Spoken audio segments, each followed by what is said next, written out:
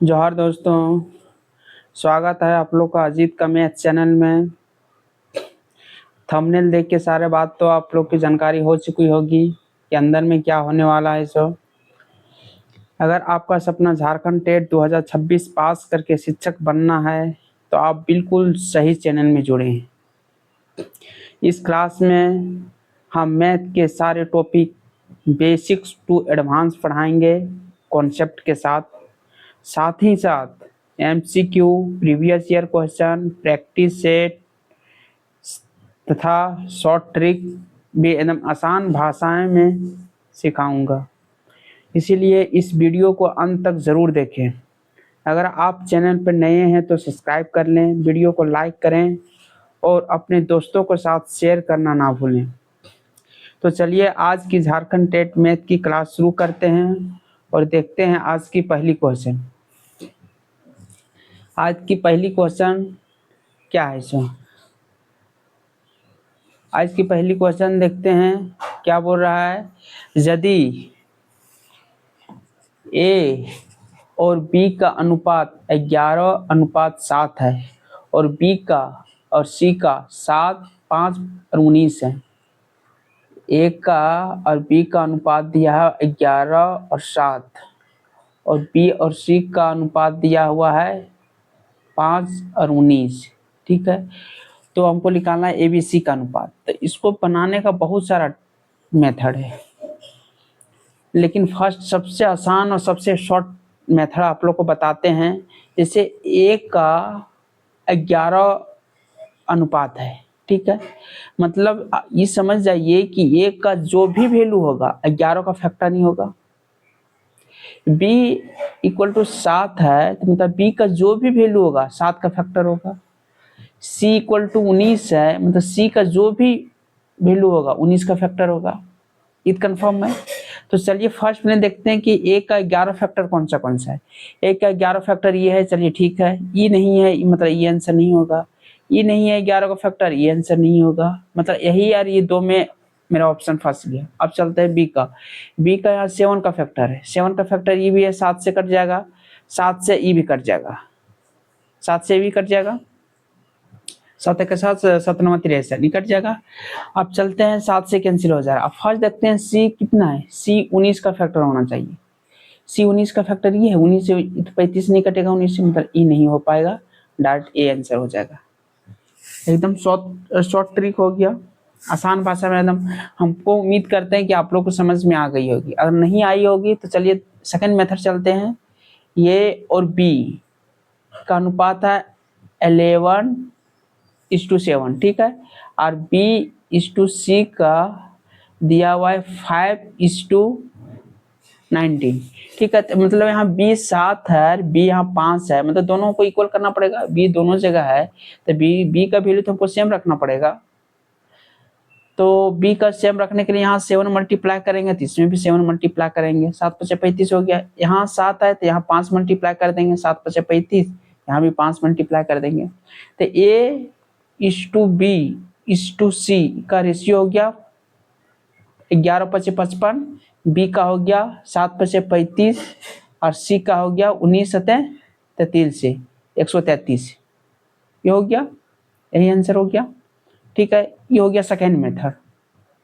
First method को बताया। Third method चल अगर बनाइएगा तो चलते देखते हैं। सब देखिए ये भी एकदम आसान मेथड है। ए और बी का रेशियो दिया हुआ 11:7, ठीक है, और B/C का रेशियो दिया 5:19, ठीक है। और यहाँ ABC का रेशियो चाहिए, AB/C। इसको क्या करना, उल्टा n लिखना है। n हम लिखते तो ऐसे लिखते हैं नहीं, लेकिन नहीं, हमको n ऐसे लिखना है। जहां जहां लाइन गया उसको मल्टीप्लाई कर दीजिए। यहाँ से स्टार्ट हुआ है 11:5, 11×5 = 55, 5 × 7 = 35, 7 × 19 19×7 = 33। देखिए ये भी आंसर हो गया। मतलब आपको जो मेथड आपको समझ में आएगा वो मेथड बना सकते हैं। इसका डिटेल में हम बताएंगे, जब भी चैप्टर वाइज क्लास लेंगे उसको पूरा डिटेल में बताया जाएगा, ठीक है। उम्मीद करते हैं कि आप लोग को समझ में आ गई होगी। चलिए चलते हैं नेक्स्ट क्वेश्चन, चलते हैं देखते हैं नेक्स्ट क्वेश्चन क्या है। नेक्स्ट क्वेश्चन है ये भी अलजेब्रा का, देख के समझ गए अलजेब्रा चैप्टर का है, ठीक है। अलजेब्रा हम लोग को सिलेबस में तो पढ़ना है। तो चलते इसको देखते हैं कि क्या है। इसको पहले क्वेश्चन लिखते क्या है। 0.3 into 0.3 into 0.3 plus 0.04 into 0.04 into 0.04 divide, ये डिवाइड है। इस टू है क्या है 0.09 माइनस 0.012 प्लस 0.0016, यही है। इसका वैल्यू करना है। देख के तो आप लोग को सबको डर लग गया होगा, इतना लंबा क्वेश्चन कैसे बनेगा। एकदम सबसे आसान और सबसे इजी मेथड बताते हैं। एकदम छोटा से फॉर्मूला आप लोग को सभी को पता होगा, और नहीं पता होगा तो पता रखना पड़ेगा। ए क्यू बी क्यू, इसका फॉर्मूला होता है A plus B is to A square minus A B plus B square, ठीक है। अब क्या करते हैं, इसको इधर ले आते हैं। इसको इधर ले आएंगे तो हो जाएगा A Q plus B Q by A square minus A B plus B square equal to हो जाएगा क्या, इधर ए प्लस बी बचेगा। एक मेथड ये फॉर्मूला ही हो गया, ठीक है। इसी पर बेस्ड है। आप देखिए इसको लिख सकते हैं, देखिए तो यहाँ से अगर लिखना चाहेंगे तो लिख सकते हैं 0.3 का होल क्यूब प्लस 0.04 का होल क्यूब बाय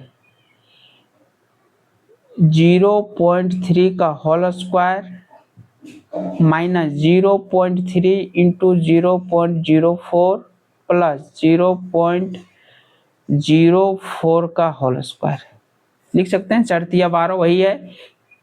3 स्थान के बाद डेसिमल होगा, 3 स्थान यहाँ भी 1 2 3 है, ठीक है। तो चलते हैं, इतना इक्वल टू क्या फॉर्मूला जानते हैं, ए प्लस बी। ए प्लस बी क्या है, ये है मेरे पास 0.3 प्लस बी क्या है 0.04 इक्वल टू कितना होगा 0.34। मेरे पास यही आंसर हो गया, यही आंसर हो गया 0.34। अब इसी सेम एक फॉर्मूला देख लीजिए, एक होता है इसी का a माइनस बी का whole cube, a minus a Q minus B cube, ठीक है। इसका होता है a माइनस बी, जो मेरे पास अंदर यहाँ रहेगा वही यहाँ पे रहेगा। उसके बाद अंदर में अपोजिट साइन हो जाएगा, A square plus A B plus B square, ये हो गया। अब इसको इधर ले आता है A Q minus B Q by A square plus A B plus B square equal to A minus B. अब समझ जाइए, ये हो गया। इससे बहुत सारा अलजेब्रा में क्वेश्चन पूछा गया है। उम्मीद करते हैं कि दोनों समझ में आ गया होगा फॉर्मूला।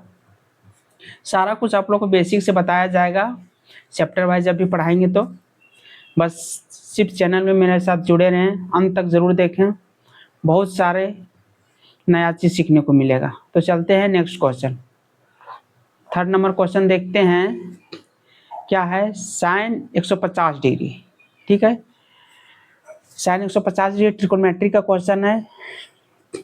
तो देखते हैं, देखिए इसको 2 मेथड से आपको बताते हैं। यहाँ फर्स्ट है साइन 150 डिग्री, इसको आप लिख सकते हैं तोड़ के, देखिए तो साइन 180 डिग्री माइनस 30 डिग्री हो गया। और सेकेंड लिख सकते हैं, देखिए तो साइन 90 डिग्री प्लस 60 डिग्री। तो दोनों तो 180 में 30 घटाएंगे तो 150 हो जाएगा, 90 में 60 जोड़ेंगे तो 150 हो जाएगा। मतलब दोनों मेथड से बना सकते हैं, दोनों हम दोनों कोई गलत नहीं किए। अब देखते हैं कि दोनों में क्या होगा। अब डायरेक्ट इसका जब 180 डिग्री होता है तो फंक्शन क्या चेंज होता है कि ना, क्या होगा साइन 30 डिग्री होगा कॉस 30 डिग्री होगा। ये कन्फ्यूजन सबसे बड़ा रहता है स्टूडेंट को। यहाँ 90 डिग्री है तो साइन यहाँ 60 डिग्री लिखे है या कॉस 60 डिग्री लिखे है। अब इसमें भी बहुत कन्फ्यूजन रहता है। आप देखते हैं कि इसमें सबसे ज़्यादा बस एक चीज थोड़ा सा रखिए, 90 का जहाँ भी फैक्टर होगा हमेशा चेंज होगा। 90 में जब भी ऑड फंक्शन रहेगा, ऑड, तो वैल्यू चेंज होगा। वैल्यू चेंज, ठीक है, ओड रहेगा तो। और 90 में इवन रहेगा, इवन मल्टीपल रहेगा तो नो चेंज। अब सबको कंफ्यूजन होगा क्या चेंज होगा, क्या चेंज होगा, इस चेंज करने में आप कौन सा वैल्यू चेंज होगा ये तो आपको पता नहीं चल रहा होगा। मतलब जो साइन रहेगा वो चेंज हो जाएगा कॉस में, और कॉस रहेगा तो चेंज हो जाएगा साइन में। अगर टेन रहेगा तो चेंज हो जाएगा कॉट में, और कॉट रहेगा तो चेंज हो जाएगा टेन में। अब चलते हैं, जैसे सेक रहेगा तो चेंज हो जाएगा कोसेक में, और कोसेक रहेगा तो चेंज हो जाएगा सेक में। आप देखते हैं इसको, 90 में ऑड वैल्यू रहेगा मल्टीपल तो वैल्यू चेंज होगा, और इवन रहेगा तो चेंज नहीं होगा। अब चलते हैं इसमें, आप देखते 90 में क्या यहाँ क्या है, इसको देखिए तो लिख सकते हैं साइन 90 डिग्री इंटू 2, 9 दूना 18, 180 डिग्री हो गया, माइनस 30 डिग्री लिख सकते हैं। इसको लिख सकते हैं, देखिए तो sine 90 degree into 1 plus 60 degree लिख सकते हैं। देखिए तो 90 में यहाँ क्या मल्टीपल है, दो क्या है मेरे पास, इवेन है तो क्या होगा, नो चेंज, मतलब साइन है तो यहाँ साइन ही रहेगा, साइन 30 रहेगा, ठीक है। और यहाँ पे क्या है, यहाँ 90 है, 90 में मल्टीपल क्या है, 1 क्या है, ओड है मतलब चेंज होगा, मतलब साइन है तो उसको चेंज कर देंगे कॉस 60 डिग्री, ठीक है। अभी कंफ्यूजन आता है माइनस कब होगा, प्लस है माइनस है क्या लिखेंगे, इसको भी कंफ्यूजन दूर करते हैं। ये समझ गए, ये साइन 30 डिग्री होगा पॉजिटिव में ही होगा, ये कॉस 60 डिग्री पॉजिटिव में होगा। क्यों पॉजिटिव में, आप चलते हैं ये दोनों होगा। अब साइन 60 डिग्री, साइन 30 डिग्री का वैल्यू क्या होता है, साइन 30 डिग्री वैल्यू होता है 1/2, और कॉस 60 डिग्री का वैल्यू कितना आता है 1/2, मतलब दोनों वैल्यू सेम आ गया, इससे बनाए तो इससे बनाए तो 1/2 होगा, और आंसर 1/2 नहीं हो 0.5, 1/2 इक्वल टू 0.5 होगा। ये समझ में आ गया। आप चलते हैं, ये समझ में आ गया कैसे हो गया, तो आप चलते हैं सब पॉजिटिव कैसे बोले, आप इत कंफ्यूजन रह गया। अब चलते हैं क्वाड्रेंट, थोड़ा सा समझा देते हैं, 1 मिनट समय लेते हैं क्वाड्रेंट में। क्वाड्रेंट तो सब जानते होंगे, लेकिन एक बेसिक चीज नहीं जानते होंगे, प्लस क्या होता है माइनस क्या होता है। सो फर्स्ट होता है, सेकेंड, थर्ड, फोर्थ। यहाँ से जब भी यहाँ मेजर करेंगे तो यहाँ 0 डिग्री रहता है, स्टार्टिंग से यहाँ करेंगे तो 90 डिग्री, 90 यहाँ से आएंगे, यहाँ से यहाँ तक आएंगे 180 डिग्री, मतलब 90 ऐड हो जाएगा, ये हो जाएगा 180 डिग्री। यहाँ तक, यहाँ से स्टार्ट करें यहाँ तक 180 डिग्री होगा, फिर यहाँ से 90 ऐड करेंगे तो 270 डिग्री, ठीक है। इसको लिख सकते हैं π/2, इसको लिख सकते हैं पाई, इसको लिख सकते हैं 3π/2, ठीक है।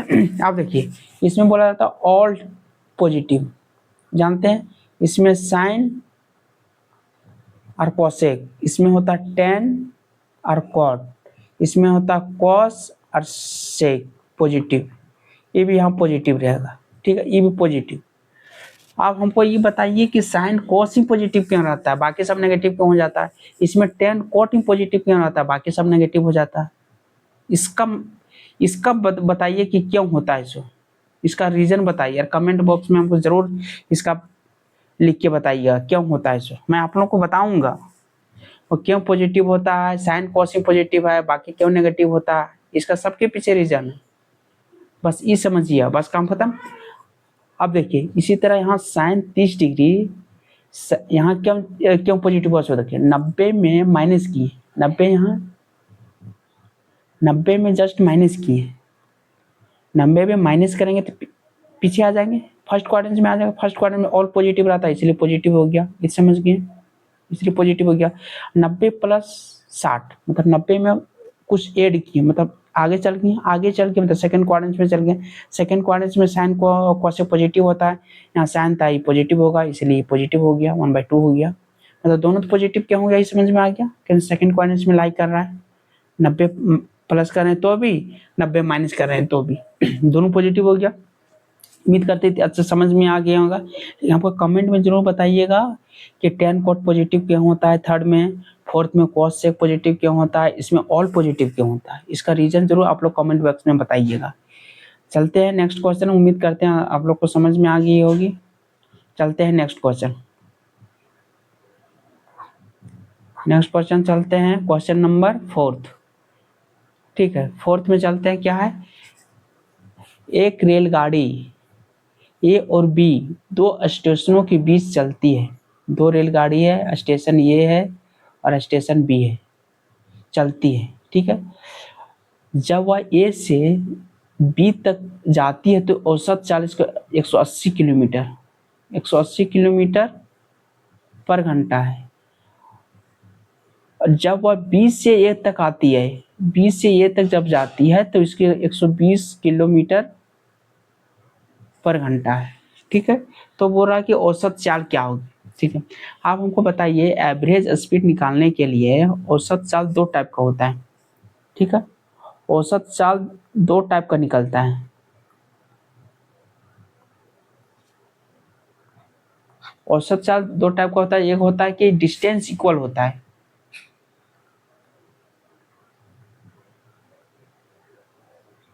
इक्वल, और एक होता है डिस्टेंस इक्वल नहीं होता है।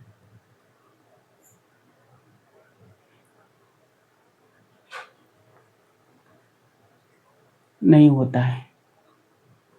ठीक है, लेकिन डिस्टेंस इक्वल कब होता है, जैसे यहाँ यहाँ क्या है, ट्रेन ए से चली बी तक पहुंची, बी से आई एक तक आई, तो दोनों तरफ से डिस्टेंस तो सेम है। ए से जाने पर बी तक और बी से आने तक ए तक, दोनों का डिस्टेंस तो सेम कवर किया है।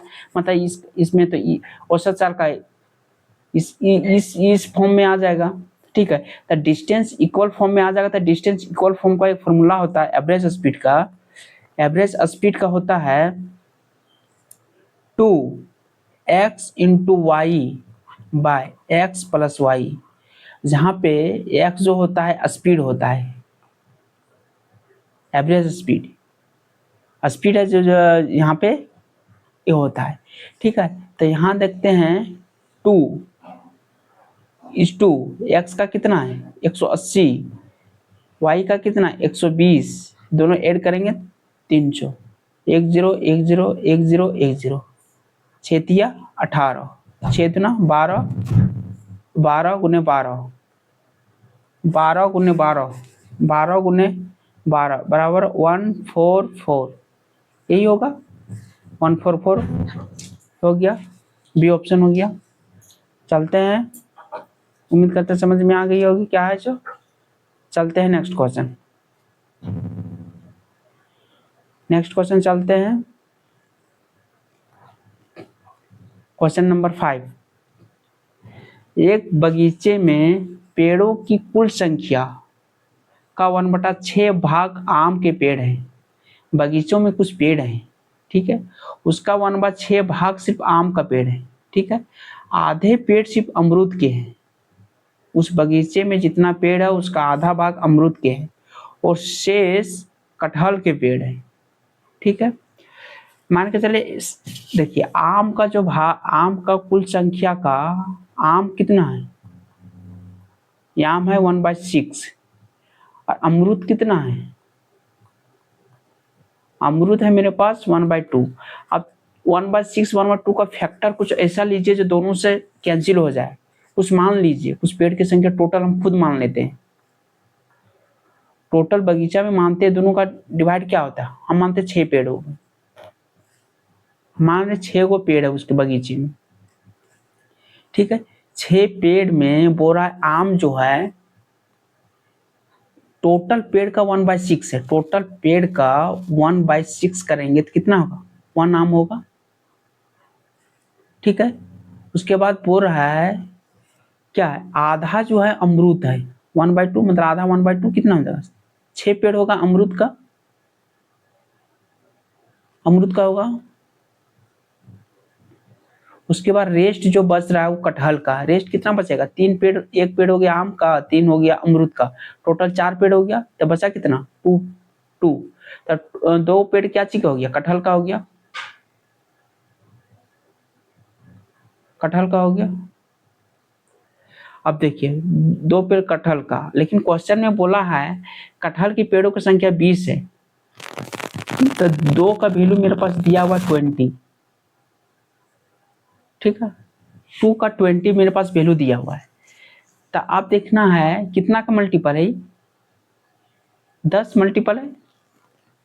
तो मेरा टोटल पेड़ों की संख्या, बगीचे में बोला कुल पेड़ों की संख्या, तो टोटल पेड़ हम कितना माने थे, 6 माने थे, मतलब ये भी 10 का मल्टीपल होगा, मतलब टोटल पेड़ कितना होगा, 60 होगा। मतलब टोटल पेड़ मेरे पास 60 हो गया। Option number C. समझ में आ गया, मतलब पेड़ की संख्या 6 की जगह कुछ भी मान सकते हैं, ऐसा फैक्टर मानिए कि 2 और 6 दोनों से डिवाइड हो, क्योंकि कैलकुलेशन इजी पड़ेगा। या 5 भी मान सकते हैं, 10 भी मान सकते हैं, 12 भी मान सकते हैं, कुछ भी मानिए, बस ऐसा मानिए कि डिवाइड हो जाए, ठीक है। तो ऑप्शन नंबर 60 हो गया। समझ में आ गया, या कुछ पूछना है तो कमेंट कीजिए। चलते हैं नेक्स्ट क्वेश्चन में, तो समझ में आ गया होगा, तो चलते हैं question number 6।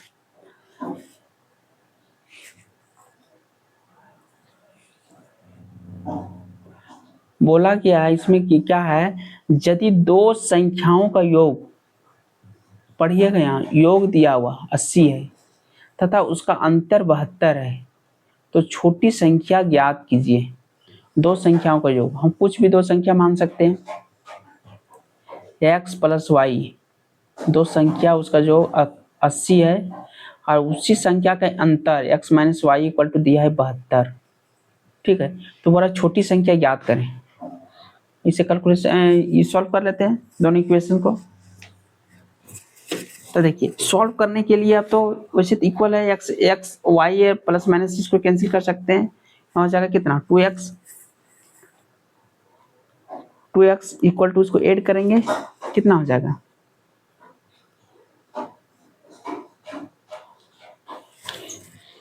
x equal to कितना हो जाएगा, 7 दूना 14, 6 दूना 12, ये हो जाएगा 76।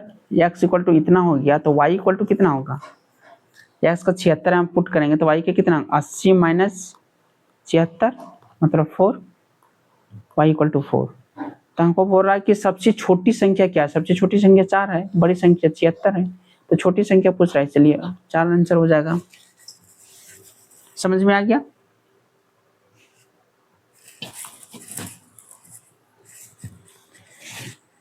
चलते हैं नेक्स्ट क्वेश्चन में, तो समझ में आ गया होगा। तो क्वेश्चन नंबर 7 देखते हैं, ठीक है, क्वेश्चन नंबर 7 देखते हैं क्या है। अब देखिए रूट 121, अब देखिए आप एक छोटा सा क्वेश्चन पूछते हैं, 11 का स्क्वायर अगर बोला जाए तो आपको सबको पता होगा कि 1 to 1 होता है, ठीक है। लेकिन यहाँ 111 का स्क्वायर बोला जाएगा, तो इसका ट्रिक होता है 1 2 3 है तो 3 तक लिखे, 1 2 3, उसके बाद 3 के बाद डिक्रीजिंग ऑर्डर में लिख दें 2 1, ठीक है।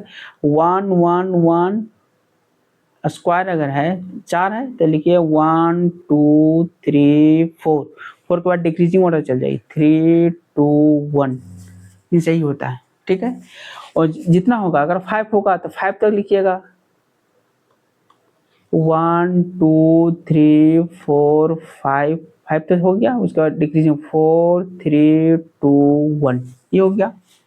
इसी तरह इसको जहाँ भी पूछेगा, जैसे पूछा जाएगा 1 2 1 का स्क्वायर 11 हो जाएगा, 1 2 3 2 1 इसका स्क्वायर रूट पूछेगा तो 3 तक है तो 1 2 3 हो जाएगा, 1 2 3 4 3 2 1, इसको अगर पूछा जाएगा 4 तक है तो 1 2 3 4 4 हो जाएगा। उसी तरह से हम यहाँ 121 है, 121 है तो इसको लिख सकते हैं 11 प्लस 1 2 3 तक है तो लिखेंगे 1 2 3 प्लस 4 तक है तो 1 2 3 4, इसको ऐड करेंगे 1 1 1 3 1 1 1 3, उसके बाद 1 1 2 1, इतना हो गया। तो जो दिया है मेरे पास सही है, मतलब पहला ऑप्शन तो सही है।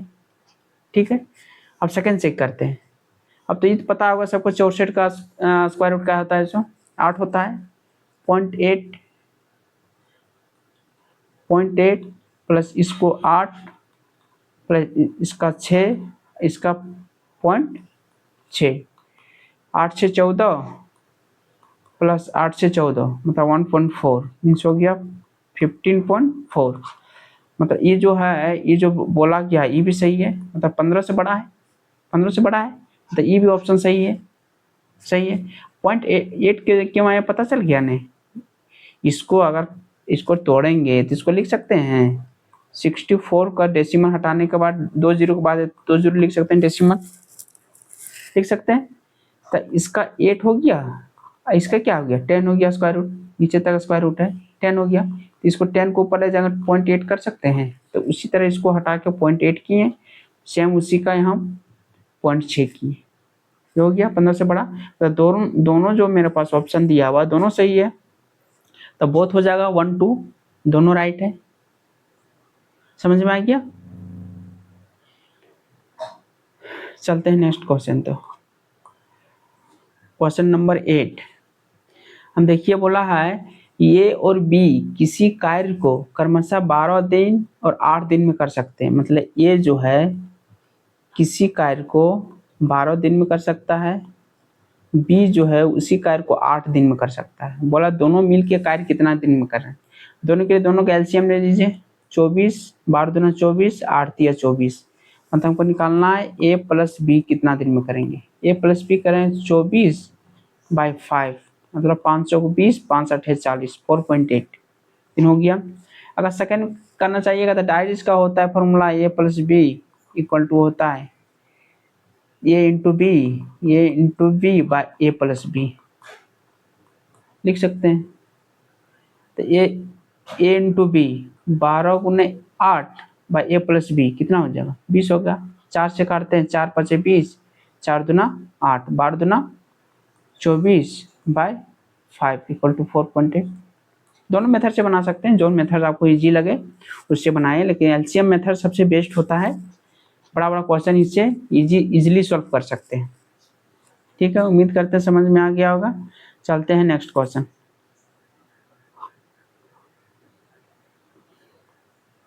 झारखंड में टीचर बनना उतना आसान नहीं है, इसीलिए आप लोग मेहनत करते रहिए अभी से, जब भी एग्जाम हो। चलते क्वेश्चन नंबर 8। एक व्यक्ति अपनी मासिक आय का, अब ये अच्छा से क्वेश्चन पढ़िएगा, मासिक आय, यही स्टूडेंट लोग गलत करते हैं। अपनी मासिक आय का 40% भाग खर्च करता है। यदि उसकी मासिक बचत 2400 रुपया है तो उसकी वार्षिक आय कितना होगा। मासिक आय जो है, मासिक आय, ठीक है, मासिक आय हम मान लेते हैं मासिक उसको 100 रुपया कमाता था, ठीक है। उसका बोला 40% भाग खर्च करता था, 40% खर्च करता था, इसका 40% खर्च कर रहा है, तो कितना कितना खर्च रहा है 100 का 40% भाग खर्च कर रहा है, मतलब 40 रुपया खर्च कर रहा है, ये खर्च हो गया। इतना खर्च कर रहा है 100 रुपया में, तो बचत कितना हो रहा है इसके पास, बचत 60 रुपया हो रहा है, 60 रुपया हो रहा है। लेकिन उसके पास बोल रहा है नहीं 60 रुपया नहीं, उसके मासिक बचत है 2400 रुपया, मतलब 60 का ही वैल्यू दिया मेरे पास 2400 रुपया, 60 का वैल्यू 2400 मतलब कितना मल्टीपल 40 का फैक्टर, ठीक है। तो बोल रहा है वार्षिक आय कितना है, तो वार्षिक आय करने तो इसका मासिक आय कितना होगा, ये भी 40 का मल्टीपल होगा, 40 का मल्टीपल मतलब 4000, 4000 रुपया इसका मासिक हो गया। मासिक आय इसका पास कितना हो गया 4000 रुपया, ये हो गया। बोला कि एक मंथ में इतना कमाता है तो वार्षिक आय कितना होगा, मासिक आय इतना है तो वार्षिक आय हमको पूछ रहा है, वार्षिक आय कितना होगा 12 से मल्टीपल कर देंगे, तो 12 महीने का हमको निकालना है 48,000। बहुत लड़का लोग क्या करेगा 40,000 देखेगा, ऑप्शन फर्स्ट देखेगा, चलो 40,000 बस सही हो गया। बाद में जब कोई आंसर मिला तो अरे थोड़ा सा गलती हो गया, ये तो हम जानते थे क्वेश्चन, पता नहीं कैसे गलती हो गया। इसलिए पहले क्वेश्चन लास्ट लाइन ध्यान से पढ़ना, starting line and last line, दो लाइन में बहुत सारा क्वेश्चन का क्लू छुपा रहता है, इसलिए लास्ट लाइन अच्छा से पढ़िएगा। वार्षिक आय बोला गया है, ठीक है, तो वार्षिक आय कितना होगा? 48,000 हो गया, ये आंसर नहीं होगा, ठीक है। तो चलते हैं नेक्स्ट क्वेश्चन में। नेक्स्ट क्वेश्चन है, अब देखिए, बोला यदि अर्धवृत्त की त्रिज्या 196 वर्ग मीटर क्षेत्रफल वाले एक वर्ग की आधी भुजा के बराबर है। वो अर्धवृत्त के जो त्रिज्या है, मतलब एक वर्ग मीटर, एक तो क्या है, एक वर्गाकार है, उसकी भुजा की वर्ग की आधी भुजा के बराबर। आधी भुजा मतलब भुजा जो होगा उसका आधा होगा रेडियस इसका, ये दिया हुआ है, ठीक है। तो बोला भुजा का जो इतने वर्ग का क्षेत्रफल कितना दिया, वर्ग का एरिया दिया हुआ मेरे पास, कितना वर्ग का एरिया दिया 196 मीटर स्क्वायर, ठीक है। इसका होता है वर्ग का एरिया का फॉर्मूला क्या था, भुजा square, a square equal to 196, इसलिए a equal to under root 196, ये कितना का है, 14 का है, मतलब ए इक्वल टू निकल गया मेरे पास 14, ठीक है। अब ये निकल गया 14 से चलते हैं, तो रेडियस निकालते हैं, रेडियस बराबर हो गया इतना बाई 2, इसका आधा है इसलिए रेडियस हो गया 7 मीटर, ठीक है। तो अर्धवृत्त का परिमाप अब पूछा है, अर्धवृत्त का परिमाप निकालें। तो अर्धवृत्त का परिमाप क्या होता है, अर्धवृत्त पहले होता है कितना है, देखिए अर्धवृत्त ऐसा अर्धवृत्त है, ठीक है। परिमाप मीन्स चारों कर से उसको घेराबंदी कर देना है, मतलब कहीं छोड़ना नहीं है परिमाप, मतलब जिसको एकदम देहाती में खोरठा में एकदम ठेठ बोला जाता है, घोरान जिसको बोलते हैं, या बाउंड्री बोलते हैं जिसको बोल सकते हैं, बाउंड्री तो स्टैंडर्ड वर्ड हो गया, घोरान जिसको बोला जाता है चारों कर से जो घेराबंदी कर देता है, यहाँ से लेकर टोटल यहाँ तक, टोटल चारों तरफ से हमको घेराबंदी करना है, उसी को परिमाप करना है, मतलब चारों तरफ का डिस्टेंस हमको ज्ञात करना है, ठीक है। वैसे स्टूडेंट क्या करता है, अर्धवृत्त का तुरंत परिमाप मांगता है, पाई आर लगाता है, बस पाई आर हो गया 22/7 इंटू आर, रेडियस मेरे पास 7 है, 7 कैंसिल, मतलब 22 मीटर। ऑप्शन तुरंत ही लगा के आ जाता है, बस सोचता है हम तो बना लिए क्वेश्चन, लेकिन ये आंसर गलत है, ये आंसर नहीं होगा। अर्धवृत्त का परिमाप होता है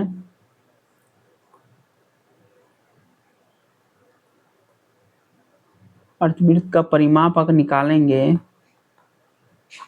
परिमाप होता पाई आर प्लस 2r। अब बोलिएगा 2r कहाँ से हो गया, पाई आर निकालें तो हम तो यहाँ से लेकर डिस्टेंस निकालें यहीं तक निकालें ने, डिस्टेंस तो यहीं निकालें, फिर सर्कल होता है, सर्कल का टोटल होता है 2 पाई आर, लेकिन हम आधा निकालें, आधा लेंगे तो इसका आधा मतलब पाई आर हो गया, मतलब इसका पाई आर, इसका पाई आर, यहाँ से यहाँ तक का डिस्टेंस पाई आर, यहाँ का डिस्टेंस पाई आर, तो इसको तो हम निकालें सिर्फ पाई आर निकालें, लेकिन इसका भी डिस्टेंस हमको ऐड करना है ना, तो इसके लिए तो यहाँ से डबल रेडियस हो जाएगा, यहाँ से एक रेडियस, यहाँ से भी रेडियस, मतलब 7 यहाँ 7 यहाँ, मतलब कितना हो जाएगा 14, मतलब 2r हो जाएगा, वही 2r हो गया, मतलब इसका आंसर होगा 22 प्लस 2 इंटू 7, रेडियस 7 है, 14 प्लस 22 मतलब कितना हो गया 36 मीटर। सही आंसर मेरे पास 36 मीटर होगा, ना कि 22 मीटर। इसलिए क्वेश्चन एकदम ध्यान से देखिएगा, ऐसा ऐसा कंफ्यूजन क्वेश्चन हमेशा आप लोग साथ लाते रहेंगे, डेली मेरे साथ चैनल में जुड़े रहें, आपको क्लास करके मज़ा आ जाएगा। तो चलते हैं नेक्स्ट क्वेश्चन, क्वेश्चन नंबर 10, ठीक है। माना कि ए बी और सी डी दो समानांतर रेखाएं हैं, ठीक है। वो इतना आसान नहीं है दोस्तों कि सरकारी टीचर बन जाए, सरकारी टीचर करने के लिए बहुत बेलना पड़ेगा, ठीक है, इसलिए चैनल में जुड़े रहें। चलते हैं क्या बोला गया क्वेश्चन में, माना कि ए बी और सी डी दो समानांतर रेखाएं हैं, दो समानांतर रेखाएं हैं, ए बी और सी डी दो समानांतर रेखाएं, ए बी और सी डी दो समानांतर रेखाएं हैं, और पी क्यू एक तिर्यक रेखा इस प्रकार है कि पी क्यू ए बी को आर पर तिर्यक रेखा है, तिर्यक रेखा कर देते हैं पी क्यू, पी क्यू यदि एक तिर्यक रेखा इस प्रकार है कि पी क्यू ए बी को आर पर और सी डी को एस पर प्रतिच्छेद कर रही है, ठीक है। तो बोल रहा है एंगल ए आर पी ये मेरे पास दिया हुआ है 2x डिग्री, ठीक है। ए आर क्यू ये मेरे पास दिया हुआ है, मेरे पास कितना, ये एंगल मेरे पास दिया हुआ है A R Q Y degree, ठीक है। और D S P angle D S P ये मेरे पास दिया हुआ है 4x डिग्री, ठीक है। ये मेरे पास दिया हुआ है, तो हमको निकालना है एक्स एंड वाई का वैल्यू फाइंड आउट करना है, ठीक है। आप लोग को ये पता होगा कि 2x जब है इसके एकांतर कोण से अंतः एकांतर कोण इसका सम क्या होगा, 180 डिग्री होगा। अब देखिए ये 2x है तो इसको लिख सकते हैं 2x, ये 4x है इसके सम्मुख ये भी क्या होगा 4x होगा, ये समझ में आ गया। ये इसके सामने ये भी 2x है, ये 4x है तो ये 4x होगा, यहाँ तो समझ में आ गया। तो देखिए कॉरस्पॉन्डिंग एंगल से ये 2x है तो 2x होगा, कॉरस्पॉन्डिंग एंगल से 4x है तो 4x होगा, यहाँ तो समझ में आ गया होगा। अब चलते हैं, देखिए एक ही ओर अंतः कोणों का योग संपूरक होते हैं, एक ही ओर अंतः कोण का योग संपूरक होते हैं, यहाँ लिख देते हैं एक ही और अंतः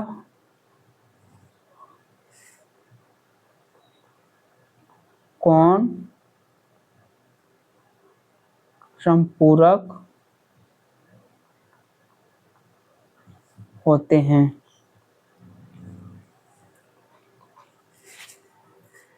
मतलब क्या हो गया, मतलब एक ही ओर जोड़ते हैं 2x और 4x, संपूरक मीन्स क्या होता है 180 डिग्री होता है, मतलब 6x equal to 180 degree, x equal to 30 degree, ये 30 डिग्री हो गया, मतलब x का वैल्यू 30 डिग्री निकल गया। x का यहाँ 30 डिग्री रखेंगे तो एंगल कितना हो जाएगा, ये अगर 30 डिग्री रखेंगे तो ये हो जाएगा 60 डिग्री, 60 डिग्री हो जाएगा। अब 60 डिग्री ये हो गया, इस लाइन में ये टोटल एंगल 180 डिग्री हो गया, 180 डिग्री में 60 डिग्री ई हो गया, तो ई कितना बचा मेरे पास 120 डिग्री बचा, मतलब वाई कितना हो गया 120 डिग्री हो गया, वाई 120 डिग्री हो गया, 30 डिग्री एक्स वाई 120 डिग्री हो गया। एक ही और अंतः कोण जो होता है संपूरक होता है, एक ही और ऐसा दोनों एक ही हो रहे हैं, लाइन के तो एक ही हो रहा है, इधर इधर तो नहीं ले रहे हैं, अंतः कोण ले रहे हैं, एक ही और अंतः कोण हमेशा संपूरक होता है, संपूरक मीन्स होता है 180 डिग्री होता है। आ गया समझ में, सारा कुछ आप लोग का पूरा बेसिक से बताया जाएगा जब चैप्टर वाइज बताएंगे, अभी तो मिक्स प्रैक्टिस करवा रहे हैं, चैप्टर वाइज बस बहुत जल्दी आप लोग को chapter wise plus mix practice दोनों साथ साथ ही क्लास चलेगा। तो चलते हैं, उम्मीद करते हैं तो समझ में आ गया होगा। चलते हैं नेक्स्ट क्वेश्चन, और आज का अंतिम क्वेश्चन क्या है, 1 + 2 + 3 + 4 50 तक का योग हमको निकालना है, ठीक है। इसमें देखिए, इसमें 2-3 को फॉर्मूला लिखवा देते हैं। देखिए 1 +2 + 3 + 4 dot dot dot dot plus n तक अगर निकालना है, इसका फॉर्मूला होता है n इंटू n+1/2। ठीक है, एक होता है 2, अगर इसी को देखिए कैसा होता है, 2 + 4 + 6 plus dot dot dot dot 2n तक रहेगा। तो इसको क्या करेंगे, इसको सेम यही होगा, क्योंकि देखिए 2 कॉमन ले लेंगे, 2 कॉमन ले लेंगे तो वहाँ क्या होगा 1 होगा, फिर यहाँ क्या 2 होगा, फिर यहाँ क्या 3 होगा, डॉट डॉट डॉट डॉट यहाँ कहाँ तक होगा, n तक होगा। मतलब ये फॉर्मूला सेम हो जाएगा। इसके लिए तो सेम फॉर्मूला लिखेंगे, क्या लिखेंगे, 2 तो मेरे पास बाहर है, 2 तो हमको लिखना पड़ेगा इंटू, इसके लिए फॉर्मूला क्या होता है n इंटू n+1/2। ये कैंसिल हो गया, मतलब क्या हो गया n इंटू n+1। समझ गया। अब चलते हैं, एक होता है मैं एक जानते होंगे 1 का स्क्वायर, 2 का स्क्वायर, 3 का स्क्वायर, 4 का square, dot dot dot dot dot plus n का स्क्वायर तक होता है। ठीक है, इसका होता है। अब इसका बताइए कि इसका फॉर्मूला क्या होता है, आप लोग तो पढ़े होंगे, इसका क्या होता है, इसको नहीं पढ़े हैं। इसका होता है n into n+1 into 2n+1/6। ठीक है, और एक होता है 1 cube +2 cube +3 cube dot dot dot dot plus n cube तक होता है।